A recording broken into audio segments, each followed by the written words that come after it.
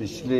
एक महीने से लगातार देश में क्या हो रहा है, संसद के अंदर क्या हो रहा है, संसद के बाहर क्या हो रहा है,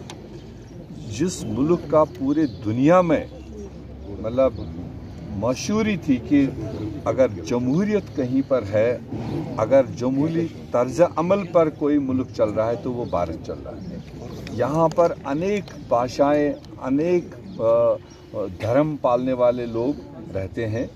और पिछले हजारों साल से इस देश ने आज़ादी से पहले भी एक जमहूरी तर्ज अमल दिया था और ये 7-8 साल से जिस तरह से यहाँ जमहूरियत का गला घोटा जा रहा है, कॉन्स्टिट्यूशन को बालाए ताक रखा जा रहा है,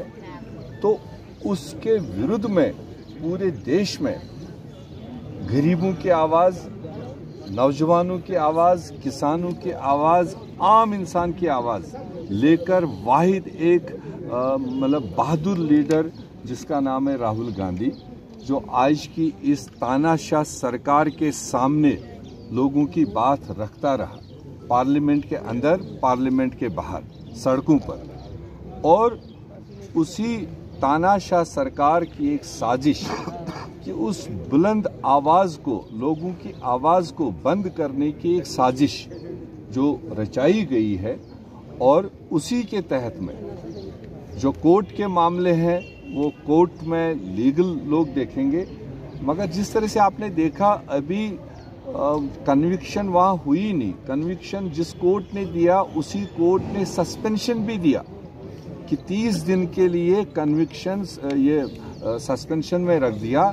और ताकि अगला अपील कर सके। वो कानून में प्राविधान है, कोई उन्होंने एहसान नहीं रखा। और इससे पहले कि अगला अपील पर जाए, अगला अपना दूसरा कोर्ट देखे, और मोदी तानाशाह सरकार ने पार्लियामेंट को इतना दबाव डाल करके इससे पहले कि अपील जाती थी कि उन्होंने डिस्क्वालिफिकेशन वहाँ पर अंजाम दी। और ये प्योरली अनकॉन्स्टिट्यूशनल स्टेप है और अनडेमोक्रेटिक स्टेप है।